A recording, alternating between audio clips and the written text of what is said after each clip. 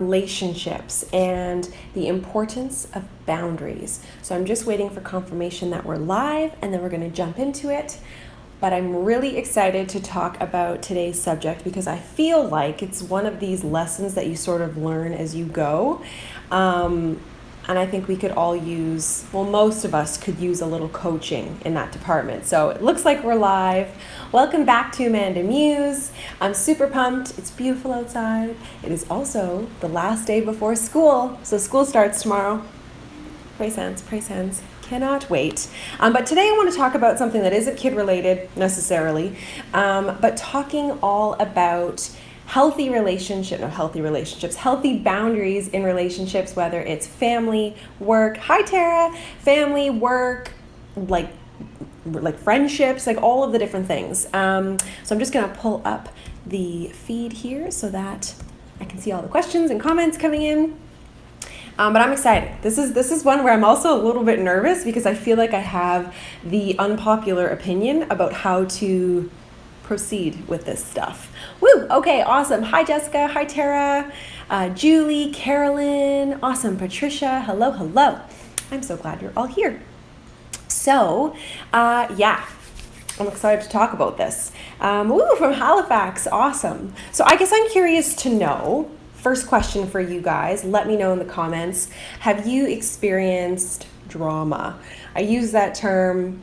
Even when I say that word, I just get like, ugh, like I hate it. I really hate drama. I have no tolerance for it.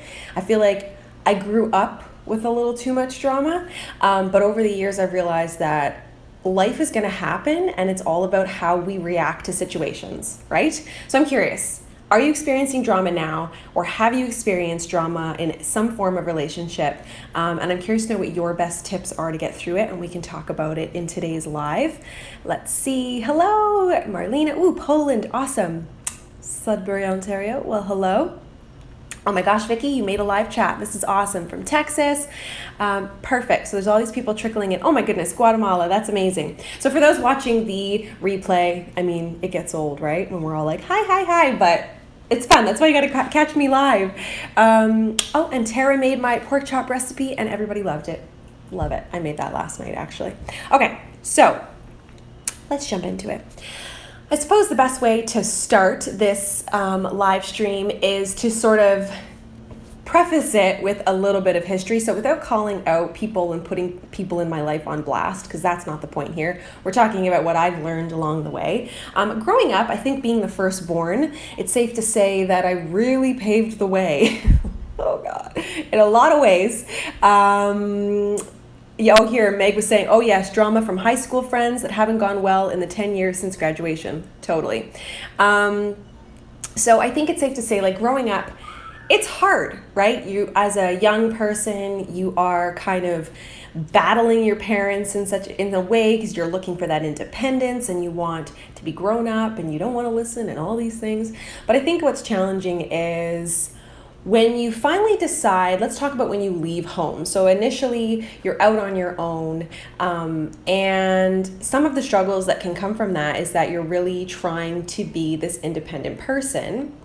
But a lot of times what has been your focus for the first, I don't know, how long do people stay at home now? 19 years of life? I moved out when I was 19. The first 19 years of life are all of those people in your immediate family. And we'll talk about friends in a minute here, but specifically your immediate family. And I have the unpopular opinion about this, but I know that people are all family first and blood is thicker than water and all that stuff. And I love my family, don't get me wrong. However, just because you're born into a family doesn't necessarily mean that you're gonna vibe with everybody in that family. And I'm not sure that certain relationships are necessary. So definitely unpopular opinion. But I know that some people just do not connect and certain relationships are very unhealthy. And I think it's really important to recognize the symptoms of unhealthy relationships. And I could go into that, but you know what, that's like a whole other subject and we only have a short amount of time. But yeah, I think that's like a very broad stroke. But yes, certain relationships are very challenging. So I had certain family members where it just did not go well for a short period of time. or for a long period of time. And I had to figure out how to navigate these relationships as a grown-up. And I have always personally struggled with cutting people out entirely. So I'm kind of jumping ahead here, but it's one of these things where as you talk, things will come up. But I have a very difficult time with that. And the reason I do is I remember meeting a woman. I worked with her for a short time and we were friends for a short time, but her dad had said something that always resonated with me. And he said, when you cut a person out of your life, it's very challenging because oftentimes what happens is you think that they're gone and you think that like you're dealing with it because you've cut them out and you're stonewalling them and that kind of thing. But in the reality, oftentimes it's all that you think about and it can be very consuming. And it's like you've thrown that person on your back and now you're walking around thinking about that person all the time. So what I wanted to do is get to a point where I could establish healthy boundaries to preserve certain relationships and make them work for me, and in turn, hopefully make it work for that other person. So I'm going to jump to the comments and just see, what people are saying as well. Let's see here. Yes, Mediha was saying she's having such a hard time with her son today. Oh, so it's unrelated, but she's having a hard time. So she's looking for some adult conversation. Reed S was saying, I like drama only on my TV.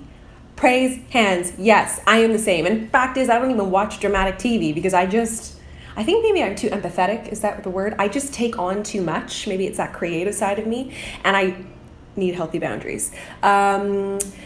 Patricia was saying, going through right now, best thing is to not talk about it over text. It is easy to misinterpret things. Yes. Oh my goodness. Yes. So I have mentioned over the years that I've been to therapy and have found counselors at different times of my life where it was really important for me.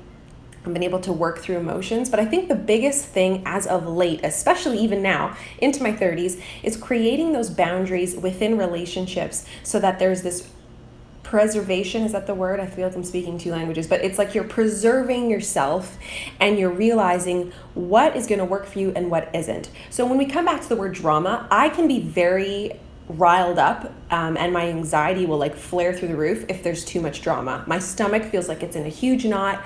My body will physically change in the way that I sit. Like it's kind of crazy when you actually stop and think about how certain emotions are making you feel. And so creating those healthy boundaries has worked for me, especially with family, because I think sometimes when you come back to expectation, there's an expectation. When you expect certain things of other people, you're doomed for failure because people are never going to perform in the way that you want them to. So I think it's important to go, okay, if I know that I'm going to be triggered by a certain situation, then I'm not going to put myself in that situation. So I used to talk to certain family members every single day. Like every day. That's crazy to me. Like I don't do that anymore. And maybe moving overseas is what changed a lot of that for me. But I find that when you're so immersed in other people's lives and other people's situations, it takes the focus off of yourself. And I don't think it's a selfish thing to care about yourself and to make yourself a priority. And so over the years, I found ways that work. So I don't speak to friends and family every single day over the phone. I make sure to do things that I enjoy. And so if I want to stop, lately it's been yoga and exercise, but if I want to stop and take 30 minutes for myself and do that instead of having a phone call with a friend or a relative, I will put myself first because everything else can wait, honestly, in most situations. And I find like getting worked up and working yourself into a frenzy over other people's problems is never going to work. I apologize if this is like a little bit sporadic, but it's one of these discussions that's hard to have in point form. So I have, and sometimes I can be a little bit too direct. I'll put it out there. But I will be on phone calls with people, and I find if it crosses a line that I feel I don't want to talk about or is making me uncomfortable, I will actually say, you know what, I don't really want to talk about that because it kind of stresses me out. Truly. And I don't mean to insult the person, and I'll often preface that, like, I don't want to hurt your feelings, but like that conversation stresses me out and it's not working for me. Done. boundary established and guaranteed it probably won't come up again, and you probably won't even need to say that again.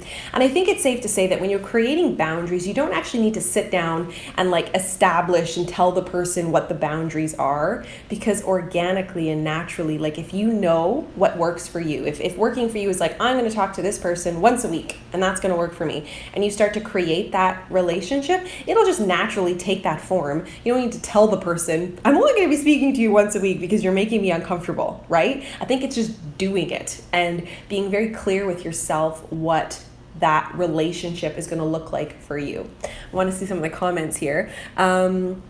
Let's see here. But I love what Patricia, by the way, was saying about if there is a miscommunication or if there is some drama, to pick up the phone or meet the person in person and talk about it, because so much can be misinterpreted by text, tone, like all of that. I've had situations where a text will be sent and I am revved, like ready to knock heads. And I'm like, pause, back up, calm yourself.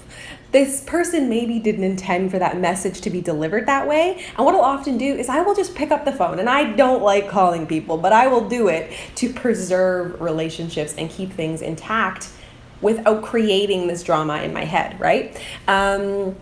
Let's see here. Anna was saying transitioning from teenager to being an adult parent and just becoming an adult. There are so many changes and it's hard to navigate those friendships. Absolutely. And I feel like, to comment on that, I sort of like took, again, the unpopular process here, and I like just moved away. And naturally, you will maintain certain friendships and other ones will fizzle away. But I feel like I've come to a point in my life where I appreciate that some people hold a time and a place in your life, and it's okay if that time and place was just a short time.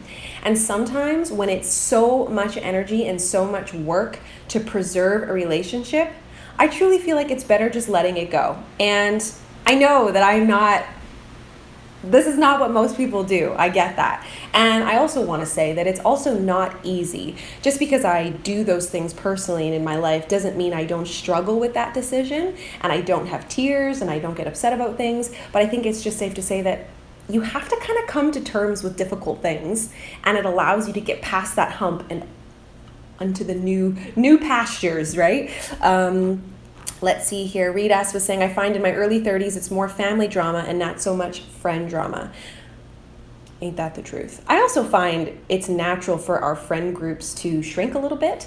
But you know that saying, blood is thicker than water? I don't even know if I agree with that, to be honest, because it's basically implying, if culturally, if you've never heard that before, it's basically saying like family relationships are more important than friendships. And I disagree. And the reason I disagree is because when I moved overseas and spent nearly 5 years of my life living in a different country, raising my children and nurturing my family, my friendships, the people I saw on a regular basis, became like family. And I think that's okay. And I think that sometimes those friendships can be stronger and in some ways more meaningful. Unpopular opinion, I know. Veronica was saying she has 3 siblings and only her baby brother, who is 17 years younger, is my true friend. Yeah, I mean, I have 2 siblings, and some of my viewers didn't even know I had them, because our relationship is just a little different than, I think, maybe what you see on TV and maybe what the media likes to portray that families should be like. And I think sometimes that's a bunch of BS, because you've got all of these different personalities, and in some ways a lot of time, a lot of years between siblings, and even different phases of life, different parents. Like, the dynamic can be so different that you can be entirely different people, right? And if you have like a ton of siblings, sometimes you want to pick and choose the ones you like and nurture those relationships, and other ones kind of fall to the wayside. And it's okay. Like, am I crazy? I don't know if anyone else is agreeing with me. There's probably going to be some differentiating, that's not a word, different opinions. Carrie was saying, my husband is a firefighter and we are very much a family. The guys fight like brothers. However, there's so much drama with the wives, I don't get it. If the guys aren't getting along for whatever reason. Oh, wow. Isn't that interesting? So workplace drama. That can be a challenging one. If you think about how much time we spend in the workplace, and when you add drama to the mix, it can be a hard one. Let's see here. Megan says, relationships will come and go. Some are better suited for certain times in your life and will be gone the next. And that's totally okay, in my opinion. Yeah. And I think that can be a hard one. Like I've had recently where I came back from overseas and so I came back from overseas and I had sort of found that there were people from my past that were living in my area and we got together and rekindled it. But we both sort of realized without saying anything that the relationship was something very special in the time that we had it, but it was done and we were able to respect each other and wish each other well, but there was no need to force it, right? And I think sometimes when you're forcing things so hard, like listen to the universe, maybe it's trying to tell you something, that it's okay to move on and just like, kind of like this whole decluttering thing. So you guys, if you saw my last video, I did a whole KonMari declutter. I read this book months ago and I feel like I've sort of lived this lifestyle for a long time and I really put it in different areas of my life. But I think it's important to declutter, like even relationships, declutter your mind. When you are just constantly bombarded with other people's problems, relationships that aren't working, drama, like where is the space for Zen? Where is the space to create, to have those quiet moments? I think they're really important. Irene, quality over quantity. Yes, I thought I was reading that backwards. Let's see. Alicia Groth was saying, I have 4 sisters and we're all great friends. I consider myself really lucky. And you are really lucky. And I think, again, it comes back to, are there big age gaps? Was it the parents' focus to make sure everybody stayed close? And I think realizing as a parent too, as I go through parenthood now, appreciating that what I say and how I act are 2 very influential things. But the way that I treat people is really going to influence my children, and the way that I, talk about other people will really influence my kids and their relationship. And so I really hope to nurture a positive brother-sister vibe between Esme and Jack, but I know that other factors will come to play, and should they not be the closest of adults when they grow up, like I sort of have to respect that and go, I wish it was different, but c'est la vie, and I can't control other people's emotions, right? I can only control how I react to them and to be supportive of the both of them. So let's see here. Romy was saying, I feel like I'm so allergic to drama that it's probably the reason I'm a hermit, and I am at peace with that. I feel like I'm married to a person like that. And, it took me a long time to really respect that decision. But you got to respect people. And the fact is you avoid people, you kind of do avoid drama. So I feel you on that one. Let's see here. Sarah was saying, I think it's also important to remember that some relationships are great for certain situations. Oh, did I read this one already? Sometimes you just have to compartmentalize and enjoy the good.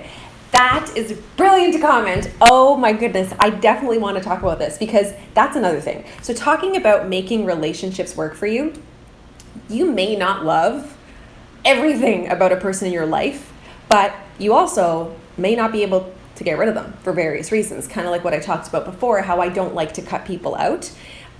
So if there are things about a person that you just don't connect with or potentially agree with, I think it's also important to come back to those boundaries and appreciate that you can't change people, but you can respect them and love them for who they are and what they bring to the table. And that's something that I'm sort of working through right now in my life as well, is realizing like, you can't fix everybody, and people don't want to be fixed. And just because you think it's a problem may not be a problem for that person. And coming back to those like basics of respecting people and loving them for who they are and what they bring to your relationship, and not expecting anything. And I've talked about that in length with certain people in my life. Just that expectation is really what creates disappointment, because we think, oh, well, they should be doing this, and then they don't, and we're totally disappointed. But the unfortunate thing is that person had no idea that expectation was even a reality in our lives, right? So it's controlling the boundaries in your mind too, right? Like, try not to create problems where there might not be any, and just like let people live, Let's see here. Jessica was saying there's a lot of drama going on in her family right now, and it's not like our family to be this way, but it's just so sad and it hurts my head and my heart. I get that. I totally get that. And I often found like in my family, I always wanted to be the person to like like resolve things and like make it better. And I'm like, and I've come to realize that's not my role, and no one's asking me to do that. And at the end of the day, it's like I gotta respect people for the decisions that they make, and I try to really understand from both sides of a story, like what's going on, and just listen and offer support, but also be very clear that not my circus, not my monkeys, right? Like, that's your thing, and I will respect you and love you, but I am not going to pass through and start absorbing all these issues and making it my problem. Now, some people may think of that as being a little bit cold.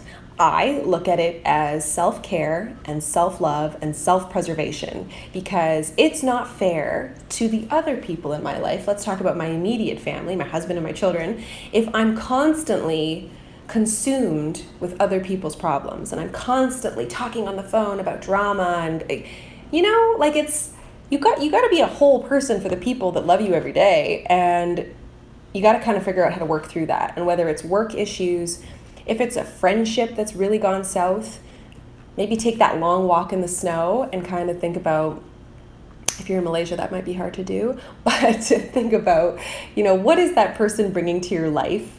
And is this relationship worth fighting for? And is it worth having that mostly awkward conversation with your friend or family member, like, this isn't working and I really want to make this work? And I think a good tip, a good takeaway is, if you struggle having those conversations without getting super emotional or super defensive, because that's so easy to do, it's worth talking to someone. So talking to a professional. I have really enjoyed getting counseling over the years, and just finding tips and tricks on how to talk to people is an amazing skill, and it's not something you're naturally born with or necessarily born with. So to not be afraid to ask for help in those ways, if it's something that you think you want to preserve this relationship, you're just not sure how to go about it. Let's see here. Alana was saying, what if you don't have a lot of close relationships in your life? Eliminating or scaling back on problematic ones could leave you very isolated. You know what though, Alana? I would rather spend time alone than with people who make my heart hurt. And the world is so big. Like, there are so many, it's big and small all at the same time. And you might not know that if you are focusing your energy in a negative way to a negative place, there could be friendships, amazing ones, that you're passing by because you're looking this way, right? I don't know if I can relate this to here, but this always comes back. So I had a friend who was looking for a partner and wanted to, this is a bunch of years ago, wanted a boyfriend and wanted to have that romantic moment where you're like, look across a room and you catch eyes and there's a spark. And she was talking to her therapist. And I think you can apply this to any situation. If you want good relationships, if you want healthy relationships. And she's like, okay, so you want to have that moment. And my friend was like, yeah. And then the therapist said, okay, well, you got to be in the room. So you have to put yourself in the situation in order for that interaction to even happen. So sometimes you got to come outside of your comfort zone. And it can be hard and it can be scary. But it's safe to say that most things that scare the shit out of you often bring you a lot of joy. And I'm like the first to go, yeah, I was terrified. I cried my eyes out when I moved to Vancouver, and it was amazing. And I cried my eyes out when I moved overseas, and I'd never even been to Malaysia, and it was absolutely terrifying, and it was amazing. And even when people try to throw things at you that are going to deter you from your path, sometimes you have to like pause and mute those people out and keep going along your path. Romy was saying, honestly, it really does boil down to self-care. That's probably her biggest struggle. She's saying, actually owning a decision that benefits me instead of thinking about everyone else's feelings. Oh my gosh. Okay. And the reason I'm having this reaction is because I'm going through counseling right now, because I realize sometimes I struggle with relationships and I struggle making the right decision and putting my energy where it should be. And I was sitting with my therapist the other day and we were talking about a situation, and she said to me, and honestly, it was like the biggest light bulb moment. And she's like, you are not responsible for other people's happiness. That is the simplest sentence. And I sat there and I looked at her and I was like, that is very true. Why am I struggling with this? Like, why? It makes complete sense. I am not responsible for your happiness. You have to figure out your own thing. And it's the same, the reverse is the same. You can't place expectation on people and then be disappointed when they don't follow through, right? So I get that. Let's see, Megan was saying, but I'm so used to it. Oh, I must have missed the first part. Let me see here. I just take it on the chin, but to others it's very hard to witness, but it's exhausting to constantly mediate, probably referring to just family issues. Yeah. Oh yeah. Like, I don't want that role. And it's okay to take that hat, put it away, and never put it back on your head. Because you are not responsible, in the same way that you're not responsible to make people happy, you're not responsible to fix people. That is what it comes back to. And that's kind of the message I want to share today, is like, the reason that healthy boundaries are so important, and not really for anybody else, it's for you, right? It's, you need to preserve yourself and offer yourself some love and go, this isn't healthy for me. This isn't doing me any good. So I should make some changes. And just something, one little thing, and I wanted Dean to come in on this conversation, so we'll have to continue this another day. But he has a thing, and so this refers to like marriage and boundaries, but Dean is not my BFF. Nope, he isn't. And so he is my love. He is my person. He's the person I want to spend the rest of my life with. But I don't tell him everything. I do not like dump, well, sometimes I do, but I don't normally like dump everything on to him, because that's not fair. He doesn't really need it. He doesn't love it. And I have found ways through counseling, through talking to people that aren't emotionally involved with me, talking to friends, and just dispersing my stuff in a different way has preserved my marriage. And there's one funny thing, and I'm really bad at this, but I am a night owl. You might know this if you follow me on Insta stories, but I perk right up at like 10 o'clock at night, like clockwork. If there is anything bothering me, I am down to talk at 10:30 p.m. Like, I'm ready to go. Most people are like winding down to go to bed. And so Dean and I have this thing where we do not talk about heavy subjects, or we try not to talk about really heavy subject matters after like 8 p.m. You can talk about it in the day, you can find a time, there are many hours. You do not need to do it at 8 p.m. onwards, because it revs him up. He gets excitable and then he can't sleep. And that's not very respectful. So we do that. And actually, I think he heard that from Rod Stewart, of all people. Good old Rod Stewart. He said that's one thing that he does in his marriages, and I think he's been married a few times, but he tries not to talk about those really heavy subject matters at night, because often it doesn't lead anywhere good. So that's one little tip, marriage-wise. Katie was saying, these comments are so great. The idea of taking care of yourself, especially as a woman or mother, there's this stigma of selfishness, and guilt comes so easy to me, and I really fight that. Yeah, like, we can feel guilty about so many things, and then you feel like you're doing good. You did some yoga, you got your kids to bed on time, you're like enjoying a glass of wine, and then you see some stupid video on the internet that's like, you should appreciate every moment and every kiss goodnight, and I'm just like, are you kidding me right now? Like, I'm also allowed to be excited for time by myself and to nurture myself, because all of this wouldn't exist if I wasn't putting energy into it and making it happen. So damn it, I'm important, you know? But yeah, I get that. It's hard to navigate the land of guilt, for sure. Living life to plan was saying, protecting one's family of self from drama is never selfish, it's selfless. It's easy to be dragged into situations and want to defend yourself or someone else, and it's this that separates the 35-year-old me from the 16-year-old me. Woo! Praise hands! Oh my God, yes. And I get a lot of backlash for making certain decisions, and I'm like, I don't care. Like, you do you and I do me. And at the end of the day, I got to look myself in the mirror and respect myself for the decisions I've made. And sometimes you do have to say no. And it is a hard thing to say. But sometimes you got to do it. I had a situation recently where I was to be going on a trip to visit some family. And I sat down and my heart wanted to be there. And I was like, I want to go. And then I thought about it and I was like, no, I am feeling a little too fragile. I feel very sensitive. I feel like I'm going through some stuff personally, and I just don't feel like I have the right filters in place right now to make that happen in a way that's going to be a healthy experience. And I think I'm going to take on too much stress. And I said no, and it sucked, but I was honest, and I know I made the right decision. And it's hard, right? It's really hard to sometimes make the right decision. Let's see here. Veronica was coming back to that thing about what I was saying about marriage. And she says, yes, so true. We used to talk about our problems before bed. Well, she was talking about them, and it was so bad, and I could not sleep, and you'd want to fight. And it's a really bad habit, and to finally get rid of it. Oh, yeah. And, you know, don't beat yourself up if you're not like going to bed every night happy.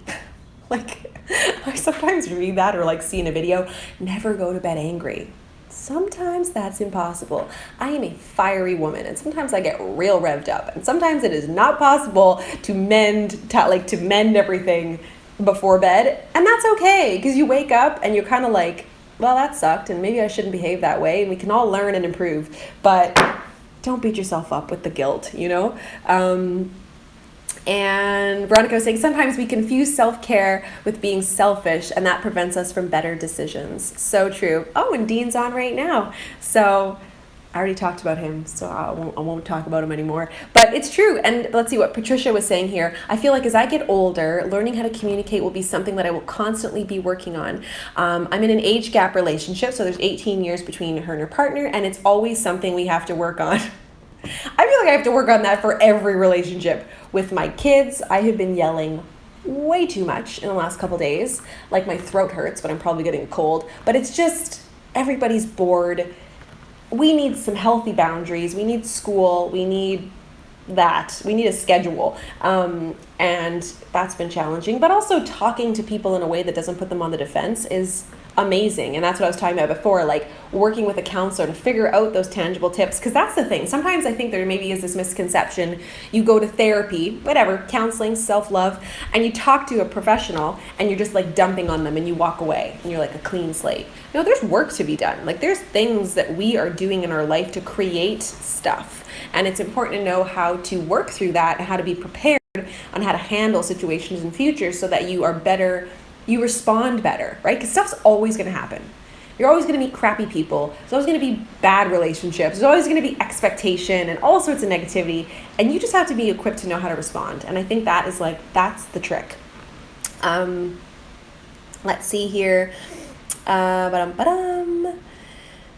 Reed was saying, Reed S., I find I like talking to my grandmother every day because she is getting older. And I think you should. I talk to my grandparents all the time, and it was no drama, and it was just love, and it was like having a warm cup of tea, you know, and a date square, which I could totally go for right now. I love date squares. That is unrelated, but I'm kind of hungry.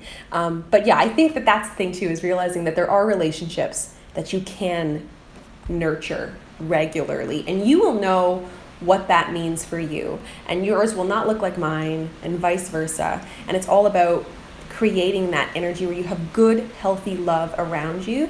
But I think really, when I wrote my little notes, it comes back to respect for yourself, for other people, for love, you know, what's going to work for you and your family, and working on your communication and learning how to say no to some things, because I do think that some things require no, and some things you have to step away from to protect yourself a little bit, you know, to have that filter. So I think I've chatted enough today. I really love this conversation, and I really appreciate all of you sharing your journey here. And I definitely want to talk about this more. And it would be fun, I think, to have Dean with me live, and we could talk about the way we apply that to our marriage, and you know, just how we deal with that as we get older, and what works. And I think you guys like it when he's around, and maybe when it's more of an evening one where there's a little rum and coke action, because that's always fun. But anyways, I really love this. If you're new, please subscribe, and I will see you on Wednesday. Wishing all of you luck if your kids are starting school tomorrow, because mine are. Well, one of them is, and I'm pumped, and actually she's super excited. So it'll be so good to get back on a routine, but not so good to get up at like 7. We are not morning people. Wish us luck. Follow me on Instagram to see all the behind the scenes stuff and how it's all going to go down at AmandaMuse. And that's it, friends. Thank you so much for watching, and I will see you in the next one. Bye.